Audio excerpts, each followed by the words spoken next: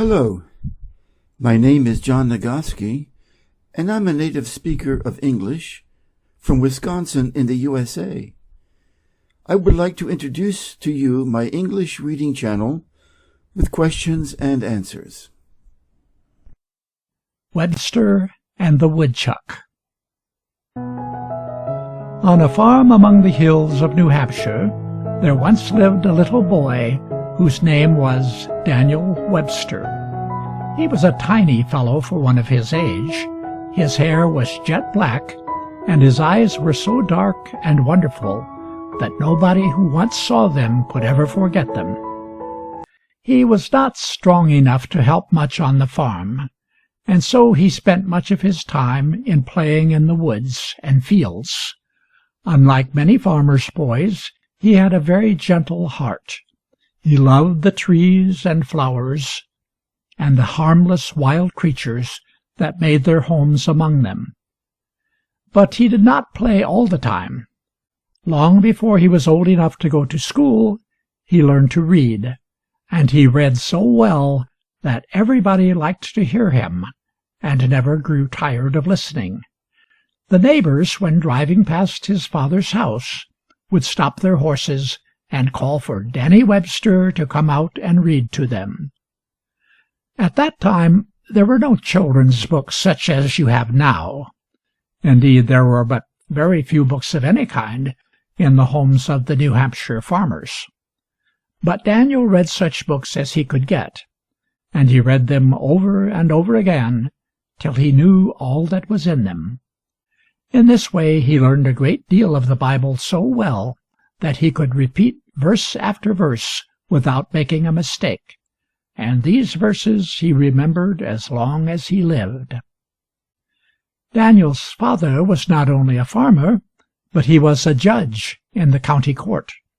He had a great love for the law, and he hoped that Daniel, when he became a man, would be a lawyer.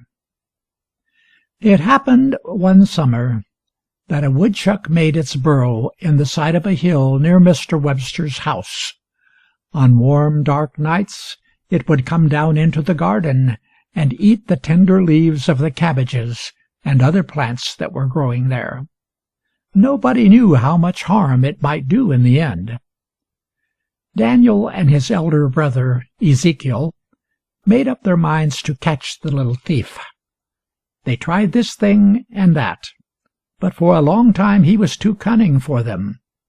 Then they built a strong trap where the woodchuck would be sure to walk into it. And the next morning there he was. "We have him at last," cried Ezekiel. "Now, Mr. Woodchuck, you've done mischief enough, and I'm going to kill you." But Daniel pitied the little animal. "No, don't hurt him," he said. "Let us carry him over the hills, far into the woods, and let him go." Ezekiel, however, would not agree to this. His heart was not so tender as his little brother's. He was bent on killing the woodchuck, and laughed at the thought of letting it go. "Let us ask Father about it," said Daniel. "All right," said Ezekiel. "I know what the judge will decide." They carried the trap with the woodchuck in it to their father, and asked what they should do. "Well, boys," said Mr. Webster, "we will settle the question in this way. We will hold a court right here. I will be the judge, and you shall be the lawyers. You shall each plead your case for or against the prisoner, and I will decide what his punishment shall be." Ezekiel, as the prosecutor, made the first speech. He told about the mischief that had been done. He showed that all woodchucks are bad and cannot be trusted. He spoke of the time and labor that had been spent in trying to catch the thief, and declared that if they should now set him free, he would be a worse thief than before. "A woodchuck's skin," he said, "may perhaps be sold for 10 cents. Small as that sum is, it will go a little way toward paying for the cabbage he has eaten.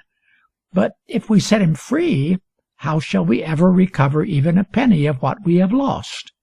Clearly, he is of more value dead than alive, and therefore he ought to be put out of the way at once."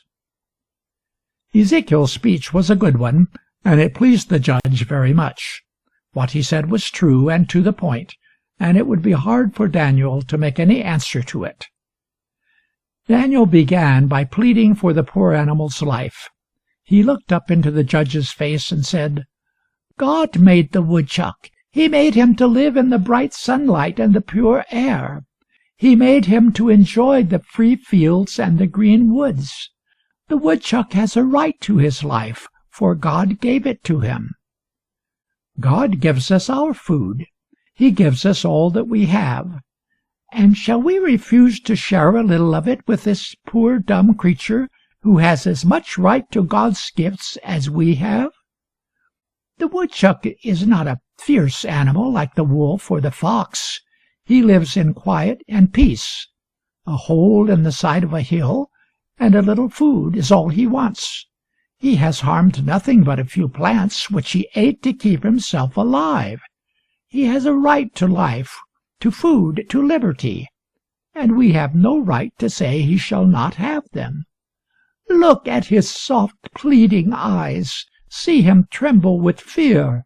He cannot speak for himself, and this is the only way in which he can plead for the life that is so sweet to him. Shall we be so cruel as to kill him?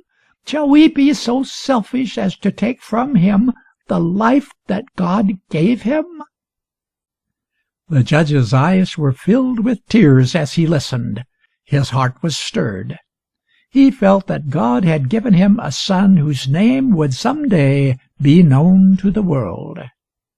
He did not wait for Daniel to finish his speech. He sprang to his feet, and as he wiped the tear from his eyes, he cried out, "Ezekiel, let the woodchuck go."